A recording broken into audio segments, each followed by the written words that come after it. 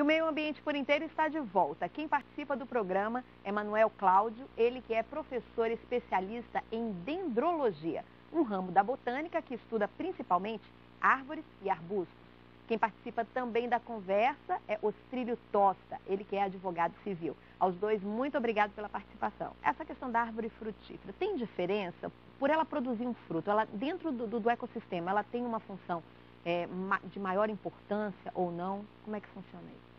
Bom, a sociedade é bastante desavisada sobre a importância das árvores, né? Muito mais do que produzir uma fruta, que foi uma estratégia que as plantas desenvolveram durante a sua evolução para atrair um dispersor das sementes. Na verdade, o que a árvore quer comigo, comendo um fruto, é que eu leve a semente um pouco mais longe e que essa semente possa um dia gerar um novo indivíduo daquela espécie. Então, essa é a função estratégica do fruto. Me agradar para que eu carregue um filhote dela um pouco mais adiante. Então, nisso elas são especialistas. Nós somos escravos das plantas, né? Os agricultores acordam e irrigam suas plantas. A gente vive em função da agricultura. Agora, além dos frutos, as árvores purificam o ar, reduzem a temperatura atmosférica. Todo mundo, quando chega no seu trabalho, vai procurar uma sombra para colocar seu carro. Perguntem para as pessoas que estacionam quantas delas plantaram uma árvore. Eu quero sombra, mas eu não planto árvore, né? O meu ambiente é mais quente, eu tenho menos árvores. Elas transpiram 500 litros de água por hora, umidificam a atmosfera. Então, quer dizer, é um conjunto tão importante de relação que no ambiente urbano, se a gente não tivesse as árvores, a gente teria uma condição ambiental muito ruim. Agora, aquelas que trazem frutos são aquelas mais conhecidas da população. Alguns gostam, outros não, né? Mas isso é uma estratégia extremamente refinada de nos fazer trabalhar por elas. Elas não andam, então elas colocam a gente para andar por elas. A gente que mora em Brasília, os dois param, tem aquela rotina de parar no meio da rua para pegar a manga, para pegar a jaca, tem isso? Tem, e tem também tirar a jaca de cima do seu carro, né? E é verdade. Porque tem estacionamento que tem jaca e as pessoas ficam incomodadas com a jaca, mas na verdade a jaca não é culpada, né? Foi alguém que colocou a jaca ali. Então plantaram no lugar errado. Doutor Ostrílio, já parou alguma vez, senhor, para pegar uma manguinha, um pé de manga? Muitas vezes faço isso cotidianamente. Agora, muito mais do que é a apresentação dela, nós temos que humanizar aquela sociedade. Ora, essa planta, essa árvore frutífera que está ali, coloca na mesma condição toda aquela sociedade quando vão plantá-la. Entendo eu que todas as pessoas, as associações deveriam se reunir para se interagir. Por consequência, por que não fazer um projeto de urbanização que envolva essas plantas? Caiu uma jaca em cima do meu carro, como o professor Manuel falou no início da entrevista. Quem é responsabilizado por isso? A jaca não tem culpa, mas o ser humano já tem a prática de saber quem vai pagar o prejuízo. É o Estado, porque a árvore estava ali? Sim, é o Estado.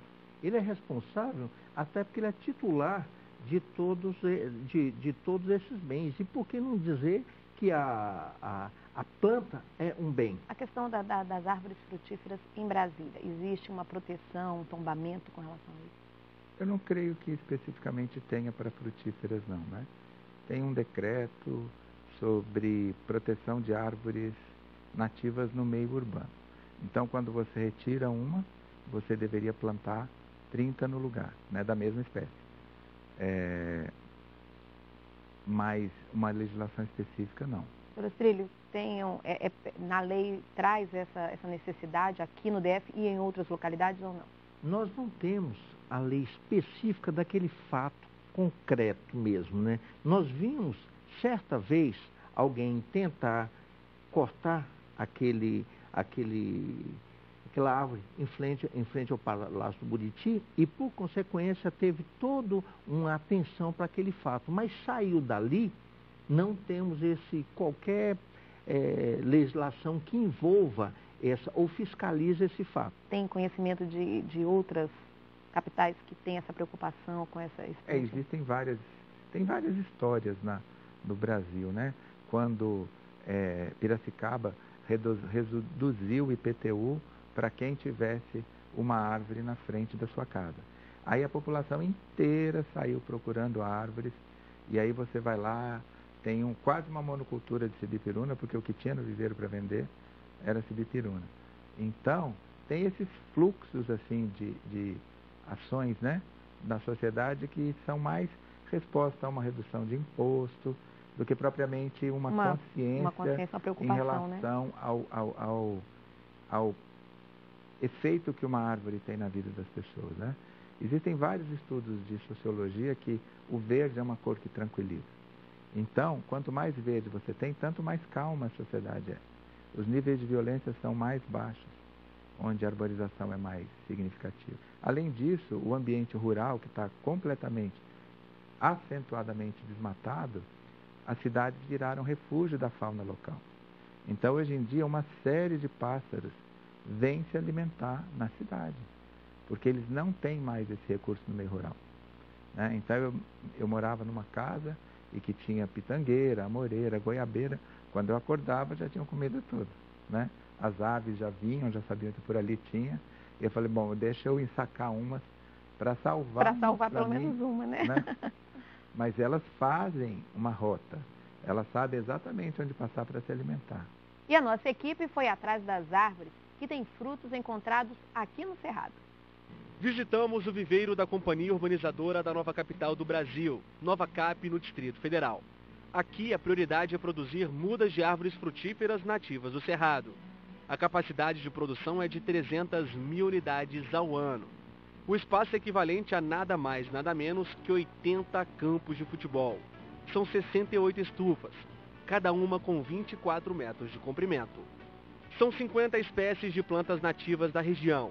O trabalho faz parte do programa permanentemente de arborização da Nova Cap. Tem mangueiras, genipapeiro, jabuticaba, pitanga e uma infinidade de opções. Nos últimos 5 anos foram plantadas 40 mil árvores frutíferas nas áreas urbanas do DF. A campeã é a espécie ingá-mirim, que chegou a quase 13 mil unidades. A fruta não é muito conhecida, mas você sabia que ela é usada para combater a asma e a casca usada para acelerar cicatrizações?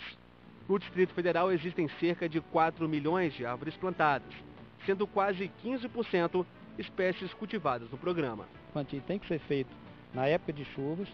Depois existe a manutenção normal, que é o controle de pragas em volta delas, as doenças, o coroamento em volta, as podas, que tem que ser feito regularmente. Cada espécie com suas características, por exemplo, a mangueira. Para você executar o plantio, você tem que procurar plantar em áreas isoladas e com bastante espaçamento, porque ela é uma planta com a copa muito densa. Então os raios solares não penetram até o solo. E a vegetação embaixo provavelmente morre toda, porque ela não tem claridade. O meio ambiente por inteiro também conversou com Saulo Ulho, chefe da produção de árvores do viveiro. Ele conta agora algumas curiosidades da cagaita, árvore nativa do Cerrado. É uma espécie de uma qualidade bastante espetacular para ser usada na arborização urbana, pois a partir do momento que ela desenvolve, apesar de ter um desenvolvimento lento e ela consegue desenvolver, ela desenvolve uma boa copa, dando boa sombra, e além do mais ela produz os frutos, que são esses frutos que estou mostrando aqui. E esses frutos têm um sabor muito gostoso, pode ser usado para produção de suco, produção de sorvete. Mas atenção, nada de pegar os frutos no chão, pode não ser uma boa ideia. Esse fruto cai, e se ele cai no período da manhã, e se você por acaso encontrar no período da tarde, não é conveniente se alimentar dele, pois ele pode causar um problema intestinal.